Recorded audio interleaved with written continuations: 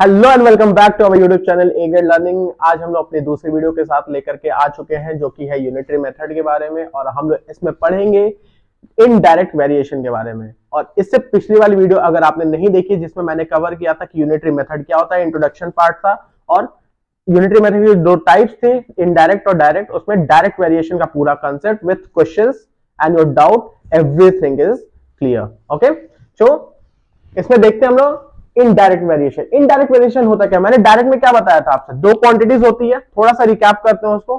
दो क्वांटिटीज होती है, दोनों अगर एक इंक्रीज करती है तो दूसरी भी क्या करेगी, इंक्रीज होगी। अगर एक डिक्रीज करेगी तो दूसरी भी डिक्रीज करती है। सो इनडायरेक्ट में जस्ट इसका अपोजिट है। अपोजिट में क्या होता है कि अगर कोई भी, मैंने मान लो एक एक्स क्वांटिटी ले ली, एक वाई क्वांटिटी ले ली, ठीक है। अगर समझो x अगर इंक्रीज करता है तो y क्या कर जाएगी, डिक्रीज करेगी। और दूसरा इसका कॉन्सेप्ट होता है अगर x डिक्रीज करता है then y will increase. Simple सा यही कॉन्सेप्ट है ना। थोड़ा सा रिकैप अगर मैं देखूं, डायरेक्ट में हम लोग क्या करते थे, डिवाइड करते थे, ठीक है।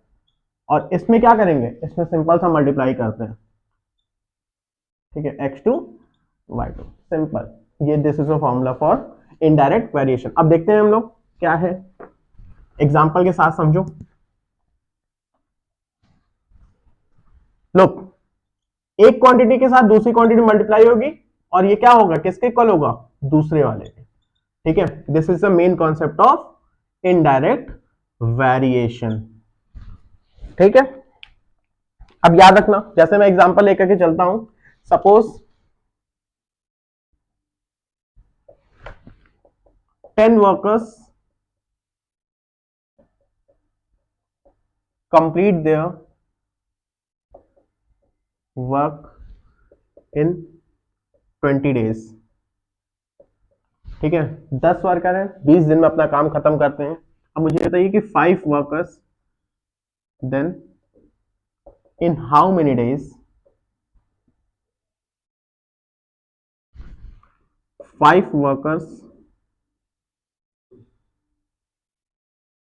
will complete their work।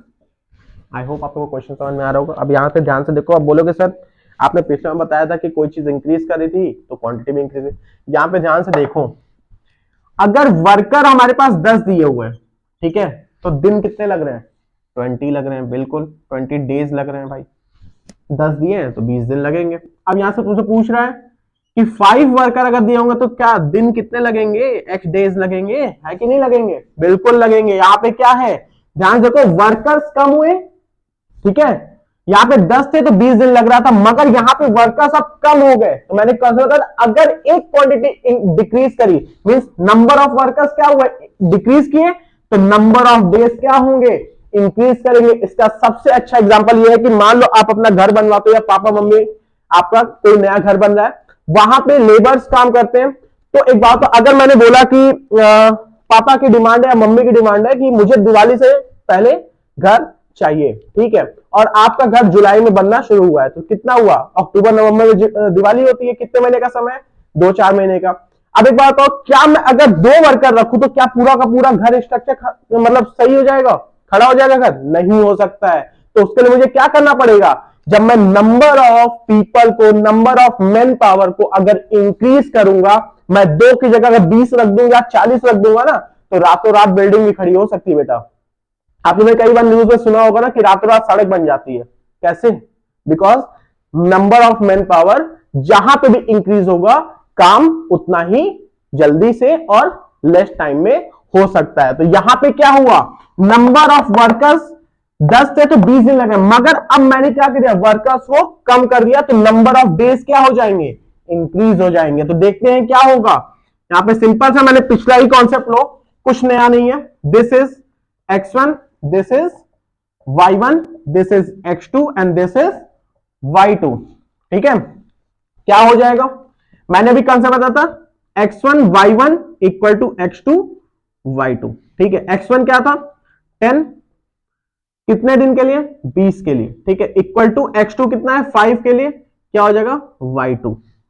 फिर से वही कंसेप्ट आ गया, क्या करेंगे, 10 into 20 upon 5 equal to y2 cross multiply भी करने की जरूरत नहीं है, मल्टीप्लिकेशन है तो ये चीज नीचे आ जाएगी। कितना हो गया 5 4 जा 20, तो क्या हो गया y2 की वैल्यू अगर ध्यान से देखो तो क्या बचा 10 into 4 that is equal to 40 days. What it means 40 days is the required time to complete the work by 5 workers। तो आई होप ये कंसेप्ट आप लोगों को इजीली समझ में आ गया होगा। इस पे एक आध दो क्वेश्चन सॉल्व करते हैं और ये चैप्टर यहीं पे पूरा ओवर हो जाएगा, ठीक है। और कोई भी डाउट होगी तो आप कमेंट सेक्शन में मुझे कमेंट करके बताना। तो चलो हम लोग नेक्स्ट क्वेश्चन पे मूव करते हैं। दिस क्वेश्चन 1, नेक्स्ट क्वेश्चन 2 पे चलते हैं। तो आइए हम लोग देखते हैं क्वेश्चन नंबर 2 की तरफ चलते हैं। इनडायरेक्ट वेरिएशन का ही एग्जांपल लिया है मैंने, जिसमें पूछा है 28 pumps can empty a reservoir. Reservoir क्या होता है, कोई भी टंकी ले जहां पे पानी स्टोर करते हैं। जैसे बड़े बड़े पार्क में जल निगम के टंकी नहीं लगे होते बड़े बड़े, वो क्या होते हैं, वो रिजर्वायर कहलाते हैं, जहां पे पानी ह्यूज अमाउंट में स्टोर कराते हैं। तो पूछा है कि उसको क्या कर रहा है, खाली कर रहा है। कैसे, जैसे आपने देखा होगा बड़े बड़े पार्क में, ठीक है, कुछ पार्क में ऐसे टंकियां बनी होती हैं, ठीक है, जैसे पोल पे ये होता है। तो यहाँ से क्या होता है, पंप्स लगे होते हैं, ऐसे पंप्स लगे होते हैं जिससे पानी क्या होता है, फिल होता है उसके अंदर, फिर ये घरों में सप्लाई जाती है, सबके हर एक घरों में, ठीक है। तो यहाँ पे बता रहा है कि 28 पंप्स लगे, मतलब ऐसे कितने पंप्स हैं, ऐसे 28 पंप्स क्या कर रहे हैं, उसको खाली करने के काम आ रहे हैं, ना कि भरने के, इसको खाली करने के काम आ रहे हैं। कितने घंटे में कर रहे हैं वो 28 पंप्स, 18 आवर्स में कर रहे हैं। तो आप पूछा कि हाउ मेनी आवर्स कैन 42 सच, क्या किया, नंबर ऑफ पंप्स को इंक्रीज कर दिया, तो नंबर ऑफ आवर्स क्या होंगे, डिक्रीज होंगे ही होंगे। तो हम लोग देखते हैं कैसे होते हैं, ठीक है। सिंपल सा क्वेश्चन, कुछ नहीं करो, क्वेश्चन पढ़ो और लिखो। 28 पंप्स कितने में, 18 आवर्स लगते हैं उसको, ठीक है। अब नंबर ऑफ पंप्स क्या हुए, इंक्रीज हुए। ऐसे ही पता चलेगा कि डायरेक्ट का है या इनडायरेक्ट क्वेश्चन है। सो 42 पंप्स विल व्हाट, एक्स ले ले, क्वेश्चन मार्क कर दे, एक्स आवर, ठीक है। कंसेप्ट हमें यही चीज रखना है कि इनडायरेक्ट में क्या होता है, x1 y1 equal to x2 y2, simple. x1 is this, y1 is this, so 28 into 18 equal to 42 into y2, y2 is equal to what, ये नीचे आ गया, तो 28 इंटू 18 अपॉन 42, क्या हो जाएगा, कट करेंगे वैल्यू को, सिंपल सा। ध्यान देखो 2 से कट गया, ये आ गया 21, ये कटा, ये कितना हो जाएगा 14। अब ध्यान देखो 7 के टेबल, 7 3 जा 21, 7 2 जा 14, ठीक है, 3 1 जा 3, 3 6 जा 18, तो कितना हुआ 6 इंटू 2 इंटू 6 बचा, which is equal to 12 hours. तो x की वैल्यू यहाँ पे क्या हो जाएगी, this become 12 hours, this is the answer. ऐसे ही क्वेश्चन आपको मिलेंगे और ये था हमारा इनडायरेक्ट का कंसेप्ट। तो आज के लिए और इस वीडियो में हमने पूरा यूनिटरी मेथड का कंसेप्ट क्लियर किया है। नेक्स्ट हम लोग मिलेंगे कुछ प्रैक्टिस क्वेश्चंस के साथ, ठीक है।